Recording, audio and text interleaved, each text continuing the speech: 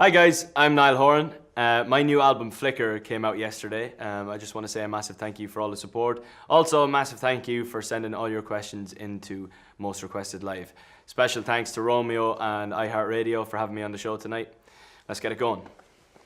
The first question is from Madeline from Edmonton. She says, are you planning any new tour merch soon that we can see online, or do we have to wait until March for the new tour? It's kind of a process in the making, really. It's kind of, we'll come up with ideas as I'm going and maybe hold some stuff back for the tour or put it out on the website or on the store as we have been doing. So it's kind of an ongoing thing. I'll let you know, basically. This is from Donya from La Plata. No idea where that is. How does it feel knowing you just released your first solo project? What emotion do you feel the most about it? Yeah, it's amazing. I obviously write a lot of songs and spend a lot of time in the studio over the last sort of year and a half. So I have been hiding these songs and listening to these songs and working on these songs for a long time. So it's nice to be able to finally give it to the world and it not be just my album anymore and it be yours. So yeah, and I'm kind of proud of it. I'm very proud of it, actually, and fingers crossed that it does well. This is from Nadine from Indianapolis. Hello, Nadine. When you were recording Flicker, was there a strict routine to recording the songs, or was your producer flexible to your style? Great question. But you don't get questions like this all the time.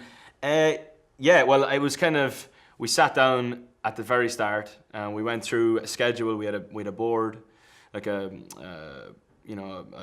school board or whatever you want to call it, like with a marker, and we were kind of writing down the songs and seeing how long it would take to do each song and what kind of songs we would do each day, and what kind of drums we needed, what kind of guitar I wanted to play on that particular song, kind of general stuff like that. And we got a bit of a routine going. So there was one time where we were in the studio for about 3 weeks every day. We usually come in about 11, finish up whenever that would be. Whether it be sometimes we'd finish at 8 or 9 in the evening, or we would finish at 2 in the morning. I don't live too far away from the studio, so I didn't mind that.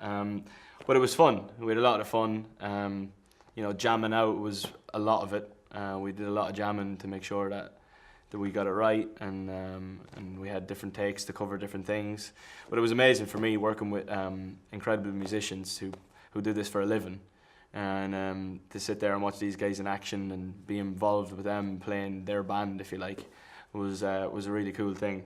But yeah, good question. Thank you. This one is from Kira from Atlanta. Where I'll be there in a couple of weeks. I'm sure you'll be coming. What was it like announcing the 2018 North American tour and seeing how many dates you're doing in the next year? Yeah, it was amazing. Obviously, I'd been part of the conversations on how we did the tour and stuff like that. So it's been a while in the making, but I want to tour. I think it's first of all, it's only right that if you support me this well, I come to your city and play. But I love touring. Some people it doesn't suit. It suits me down to the ground. Especially in the States where you feel like you're actually touring. You get on stage, you do a show, you get on the bus, you drive for 15 hours, end up halfway across the next state. So it's really cool, and I'm sure the weather will be good as well. So it'll be nice, and a lot of the gigs are outside, so it'll be cool. This one is from Cara from Jamaica. Love Jamaica. Spent a bit of time there. It was really cool. When all the songs were picked for Flicker, did you decide the track order, or is it random? Yeah, it was weird because I had already decided the set list for the Flicker sessions before I'd come up with the track listing for the album. So I'd kind of got myself a little bit confused. Obviously, track listing, for the album is a completely different thing than a set list, because you have to keep, people interested in the show versus keeping people interested, when they have their headphones on.